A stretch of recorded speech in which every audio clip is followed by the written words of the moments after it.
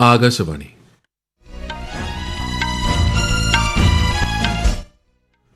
നമസ്കാരം. വാർത്തകൾ വായിക്കുന്നത് സുധിൻ സൈനുദ്ദീൻ.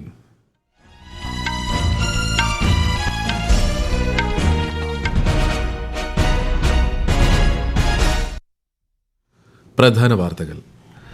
ദ്വിരാഷ്ട്ര പര്യടനത്തിന്റെ ഭാഗമായി ലണ്ടനിലെത്തിയ പ്രധാനമന്ത്രി നരേന്ദ്രമോദിക്ക് ഊഷ്മള വരവേൽപ്പ്. ബ്രിട്ടീഷ് പ്രധാനമന്ത്രി കിയർ സ്റ്റാമറുമായി പ്രധാനമന്ത്രി ഇന്ന് കൂടിക്കാഴ്ച നടത്തും. വർഷകാല സമ്മേളനത്തിന്റെ 4ാം ദിവസവും പാർലമെന്റിൽ പ്രതിപക്ഷ പ്രതിഷേധം. ഇരുസഭകളിലും നടപടികൾ 2 മണിവരെ നിർത്തിവച്ചു. ദേശീയ സഹകരണ നയം 2025 കേന്ദ്രമന്ത്രി അമിത്ഷാ ഇന്ന് ന്യൂഡൽഹിയിൽ പ്രഖ്യാപിക്കും. ഇന്ന് കർക്കിടക വാവ്.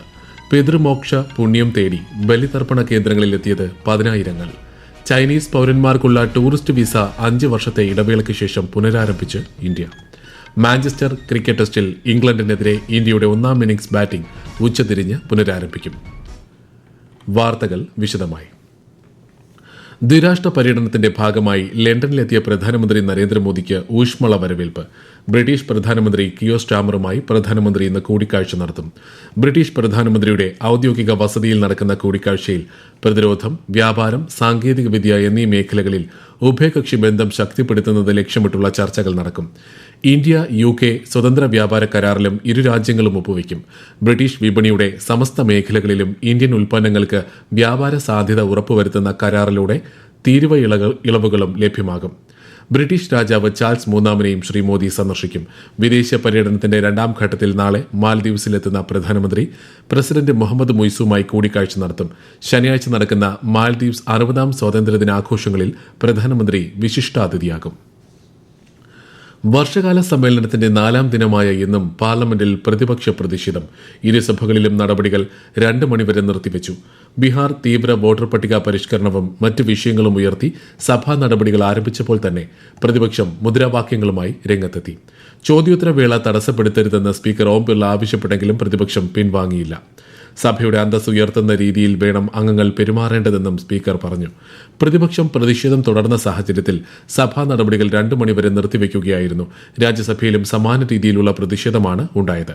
കാലാവധി പൂർത്തിയാക്കിയ 6 രാജ്യസഭാംഗങ്ങളുടെ യാത്രയപ്പിന് രാജ്യസഭ ഇന്ന് സാക്ഷ്യം വഹിച്ചു. രാജ്യസഭാംഗമായുള്ള ഉജ്ജ്വൽ നിഗമിന്റെ സത്യപ്രതിജ്ഞയും സഭയിൽ ഇന്ന് നടന്നു. രാജ്യത്തുടനീളം ശുദ്ധോർജ്ജ ലഭ്യത ഉറപ്പുവരുത്തുന്നതിന് സർക്കാർ പ്രതിജ്ഞാബദ്ധമാണെന്ന് കേന്ദ്രമന്ത്രി ഹർദീപ് സിംഗ് പുരി. CNG PNG പ്രകൃതിവാതക വിതരണത്തിൽ രാജ്യം വൻ പുരോഗതി കൈവരിച്ചതായും അദ്ദേഹം ലോക്സഭയിൽ ചോദ്യോത്തരവേളയിൽ മറുപടി നൽകി. രാജ്യത്തെ LPG കണക്ഷനുകളുടെ എണ്ണം 14 കോടിയിൽ നിന്ന് 33.4 കോടിയായി ഉയർന്നെന്നും ശ്രീ ഹർദീപ് സിംഗ് പുരി അറിയിച്ചു.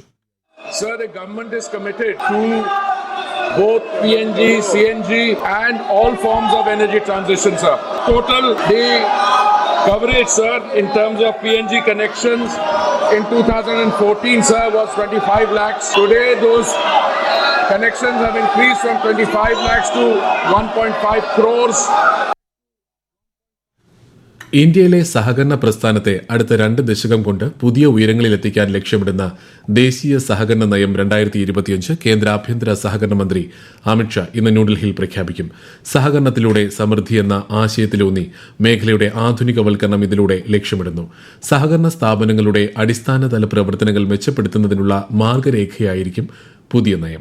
സഹകരണ സ്ഥാപനങ്ങളെ ഭാവിയിലേക്ക് സജ്ജമാക്കാൻ ലക്ഷ്യമിട്ടുള്ള നയം മുൻ കേന്ദ്രമന്ത്രി സുരേഷ് പ്രഭു അധ്യക്ഷനായ 48-അംഗ സമിതിയാണ് തയ്യാറാക്കിയത്. ചൈനീസ് പൌരന്മാർക്കുള്ള ടൂറിസ്റ്റ് വിസ 5 വർഷത്തെ ഇടവേളയ്ക്ക് ശേഷം ഇന്ത്യ പുനരാരംഭിച്ചു. ഓൺലൈൻ അപേക്ഷയും ആവശ്യമായ രേഖകളും ബീജിംഗ്, ഷാങ്ഹായ്, ഗാങ്ഷോ എന്നിവിടങ്ങളിലെ ഇന്ത്യൻ വിസ അപേക്ഷാ കേന്ദ്രങ്ങളിൽ നേരിട്ട് നൽകാവുന്നതാണെന്ന് ബീജിംഗിലെ ഇന്ത്യൻ എംബസി അറിയിച്ചു.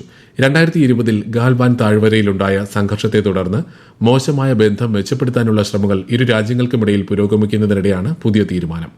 കൈലാസ് മാനസ സരോവർ തീർത്ഥാടനം പുനരാരംഭിച്ചതിന് പിന്നാലെയാണ് പുതിയ നടപടി. ന്യൂഡൽഹിയിൽ ഇന്നലെ നടന്ന 34ാമത് ഇന്ത്യ ചൈന അതിർത്തികാര്യ സമിതി യോഗം അതിർത്തി പ്രദേശങ്ങളിലെ സ്ഥിതിഗതികൾ അവലോകനം ചെയ്തിരുന്നു. ഈ വാർത്തകൾ ആകാശവാണിയിൽ നിന്ന്.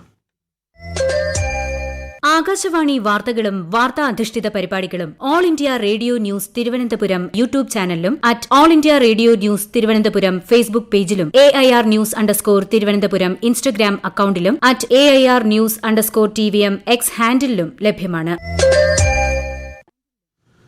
ഇന്ന് കർക്കിടക വാവ്. സംസ്ഥാനത്തെ ബലിതർപ്പണ കേന്ദ്രങ്ങളിൽ പിതൃമോക്ഷം തേടി 10,000-ങ്ങളാണ് എത്തുന്നത്. ആലുവ, മണപ്പുറം, പെരുമ്പാവൂർ, ചേലാമറ്റം, വയനാട് തിരുനെല്ലി, വരയ്ക്കൽ, കടപ്പുറം, തിരുനാവായ നവമുകുന്ദ ക്ഷേത്രം, തിരുവല്ലം, ശംഖുമുഖം, തിരുമുല്ലവാരം, പമ്പ, ത്രിവേണി തുടങ്ങിയ ഇടങ്ങളിൽ പിതൃതർപ്പണ കർമ്മങ്ങൾ നടക്കുന്നുണ്ട്. ശക്തമായ നീരൊഴുക്കുള്ളതിനാൽ പത്തനംതിട്ടയിൽ പമ്പ, അച്ചൻകോവിൽ, മണിമല നദികളിൽ ജാഗ്രതാ നിർദ്ദേശം നൽകി. ഭാരതപ്പുഴ, പെരിയാർ തുടങ്ങിയ നദീതീരങ്ങളിലും പാപനാശം, പയ്യാമ്പലം ഉൾപ്പെടെയുള്ള കടലോരങ്ങളിലും ബലിതർപ്പണത്തിനെത്തുന്നവർ ജാഗ്രത പുലർത്തണം. തിരുവനന്തപുരം ജില്ലയിലെ പ്രധാന കേന്ദ്രങ്ങളിൽ ആയിരക്കണക്കിന് പേരാണ് ഇന്ന് ബലിതർപ്പണത്തിനെത്തിയത്. വിശദാംശങ്ങളുമായി ആകാശവാണി തിരുവനന്തപുരം ജില്ലാ പ്രതിനിധി രജു കോലിയക്കോട്. എല്ലാ ബലിതർപ്പണ കേന്ദ്രങ്ങളിലും വൻ തിരക്കാണ് അനുഭവപ്പെട്ടത്. വർക്കല പാപനാശത്ത് പുലർച്ചെ 2:30 മുതൽ തന്നെ ബലിതർപ്പണം ആരംഭിച്ചിരുന്നു. ബലിമണ്ഡപത്തിലും ബലിയിടാൻ സൗകര്യം ഒരുക്കിയിരുന്നു. തിരുവല്ലം പരശുരാമസ്വാമി ക്ഷേത്രത്തിലും പുലർച്ചെ 2:30 മുതൽ ബലിതർപ്പണം ആരംഭിച്ചു. തിരക്ക് കണക്കിലെടുത്ത് പ്രദേശത്ത് ഗതാഗത നിയന്ത്രണവും ഏർപ്പെടുത്തിയിരുന്നു. ജനാർദ്ദനസ്വാമി ക്ഷേത്രം, ശിവഗിരി മഠം, അരുവിപ്പുറം തുടങ്ങി ജില്ലയിലെ മറ്റ് പ്രധാന കേന്ദ്രങ്ങളിലും ആയിരക്കണക്കിന് പേർ ബലിതർപ്പണം ചെയ്യാനെത്തി. കനത്ത പോലീസ് സുരക്ഷയോടെയാണ് എല്ലാ കേന്ദ്രങ്ങളിലും ചടങ്ങുകൾ നടന്നത്. ജൂലൈ മാസത്തിലെ ക്ഷേമ പെൻഷൻ വിതരണം നാളെ ആരംഭിക്കുമെന്ന് ധനമന്ത്രി KN ബാലഗോപാൽ. ഇതിനായി 831 കോടി രൂപ അനുവദിച്ചു. 62 ലക്ഷത്തോളം പേർക്കാണ് 1,600 രൂപ വീതം ലഭിക്കുന്നത്. 2006 മുംബൈ ട്രെയിൻ സ്ഫോടന കേസിലെ 12 പ്രതികളെയും വിട്ടയച്ച ബോംബെ ഹൈക്കോടതി വിധി സുപ്രീം കോടതി സ്റ്റേ ചെയ്തു. വിധി ചോദ്യം ചെയ്ത് മഹാരാഷ്ട്ര സർക്കാർ സമർപ്പിച്ച അപ്പീലിലാണ് നടപടി. വിധിയെ തുടർന്ന് ജയിൽ മോചിതരായ പ്രതികൾ കീഴടങ്ങണമെന്ന ആവശ്യം സർക്കാരിനില്ലെന്നും മഹാരാഷ്ട്രയ്ക്ക് വേണ്ടി ഹാജരായ സോളിസിറ്റർ ജനറൽ തുഷാർ മേത്ത വ്യക്തമാക്കി. എന്നാൽ ഹൈക്കോടതി വിധിയിലെ ചില നിരീക്ഷണങ്ങൾ മറ്റ് കേസുകളിലെ വിചാരണകളെ ബാധിക്കുമെന്നതിനാലാണ് വിധി സ്റ്റേ ചെയ്യണമെന്ന ആവശ്യവുമായി സർക്കാർ സുപ്രീം കോടതിയെ സമീപിച്ചത്. അൽ-ഖ്വയ്ദ ബന്ധമുള്ള 4 ഭീകരരെ Gujarat anti terrorism squad arrest ചെയ്തു. കള്ളപ്പണ ശൃംഖലയുമായി ബന്ധപ്പെട്ട് പ്രവർത്തിക്കുന്നവരാണ് അറസ്റ്റിലായത്. സമൂഹമാധ്യമത്തിലൂടെ ഇവർ ഭീകരവാദ ആശയങ്ങൾ പ്രചരിപ്പിച്ചിരുന്നതായും ATS മേധാവി സുനിൽ ജോഷി പറഞ്ഞു. പ്രധാനമന്ത്രി നരേന്ദ്രമോദി ആകാശവാണിയിലൂടെ ജനങ്ങളുമായി ആശയങ്ങൾ പങ്കുവയ്ക്കുന്ന പ്രതിമാസ റേഡിയോ പ്രഭാഷണ പരിപാടി മൻ കി ബാത് ഈ മാസം 27-ന് രാവിലെ 11 മണിക്ക് പ്രക്ഷേപണം ചെയ്യും. പരിപാടിയുടെ 124-ാം പതിപ്പാണിത്. പൊതുജനങ്ങൾക്ക് നരേന്ദ്രമോദി ആപ്പിലൂടെയും MyGov ഓപ്പൺ ഫോറത്തിലൂടെയും 1800-11-7800 എന്ന ടോൾ ഫ്രീ നമ്പറിലും നാളെ വരെ അഭിപ്രായങ്ങളും ആശയങ്ങളും അറിയിക്കാവുന്നതാണ്. മാഞ്ചസ്റ്റർ ക്രിക്കറ്റ് ടെസ്റ്റിൽ ഇംഗ്ലണ്ടിനെതിരെ 1-ാം ഇന്നിംഗ്സിൽ ഇന്ത്യ ഭേദപ്പെട്ട നിലയിൽ 4 വിക്കറ്റ് നഷ്ടത്തിൽ 264 റൺസ് എന്ന നിലയിലാണ് ആദ്യ ദിനം ഇന്ത്യ കളി അവസാനിപ്പിച്ചത്. സായ് സുദർശന്റെയും യശസ്വി ജയ്സ്വാളിന്റെയും അർദ്ധ സെഞ്ചുറിയുടെ മികവിലാണ് ഇന്ത്യയുടെ സ്കോർ 250 കടന്നത്. മത്സരം ഇന്ന് ഉച്ചതിരിഞ്ഞ് ഇന്ത്യൻ സമയം 3:30-ന് പുനരാരംഭിക്കും. 5 മത്സരങ്ങളടങ്ങിയ പരമ്പരയിൽ ഇംഗ്ലണ്ട് 2-1 മുന്നിലാണ്. ചാങ്ഷോയിൽ നടക്കുന്ന ചൈന ഓപ്പൺ ബാഡ്മിന്റൺ വനിതാ സിംഗിൾസിൽ ഇന്ത്യയുടെ PV സിന്ധു ജപ്പാന്റെ ടൊമോക്ക മിയാസാക്കിയെ പരാജയപ്പെടുത്തി പ്രീ ക്വാർട്ടറിൽ പ്രവേശിച്ചു. മറ്റൊരു മത്സരത്തിൽ സ്കോട്ടിഷ് താരത്തെ വീഴ്ത്തി പ്രീ ക്വാർട്ടറിൽ ഇടം പിടിച്ച ഇന്ത്യയുടെ ഉന്നതി ഹൂഡയാണ് ഇന്നത്തെ മത്സരത്തിൽ സിന്ധുവിന്റെ എതിരാളി. കേരളത്തിൽ ശക്തമായ മഴ തുടരും. ഇന്ന് 8 ജില്ലകളിൽ കേന്ദ്ര കാലാവസ്ഥാ വകുപ്പ് മഞ്ഞ ജാഗ്രത പ്രഖ്യാപിച്ചു. കേരള, കർണാടക, ലക്ഷദ്വീപ് തീരങ്ങളിൽ ഈ മാസം 27 വരെ മത്സ്യബന്ധനത്തിന് വിലക്ക് ഏർപ്പെടുത്തി.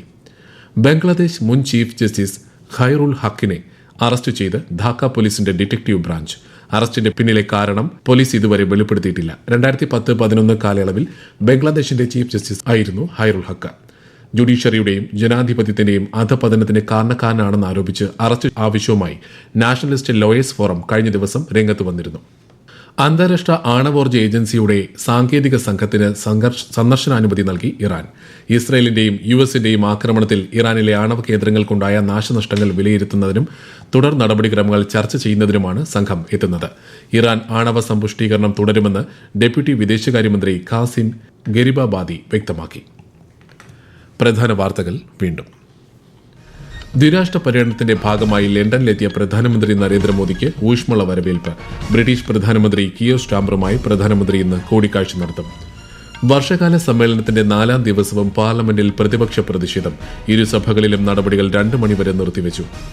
ദേശീയ സഹകരണ നയം 2025 കേന്ദ്രമന്ത്രി അമിത്ഷാ ഇന്ന് ന്യൂഡൽഹിയിൽ പ്രഖ്യാപിക്കും. ഇന്ന് കർക്കടക വാവ്. പിതൃമോക്ഷ പുണ്യം തേടി ബലിതർപ്പണ കേന്ദ്രങ്ങളിലെത്തിയത് 10,000-ങ്ങൾ. ചൈനീസ് പൌരന്മാർക്കുള്ള ടൂറിസ്റ്റ് വിസ 5 വർഷത്തെ ഇടവേളയ്ക്ക് ശേഷം പുനരാരംഭിച്ച് ഇന്ത്യ. മാഞ്ചസ്റ്റർ ക്രിക്കറ്റ് ടെസ്റ്റിൽ ഇംഗ്ലണ്ടിനെതിരെ ഇന്ത്യയുടെ 1-ാം ഇന്നിംഗ്സ് ബാറ്റിംഗ് ഉച്ചതിരിഞ്ഞ് പുനരാരംഭിക്കും. വാർത്തകൾ കഴിഞ്ഞു. അടുത്ത വാർത്താ പ്രക്ഷേപണം വൈകുന്നേരം 6:30-ന്.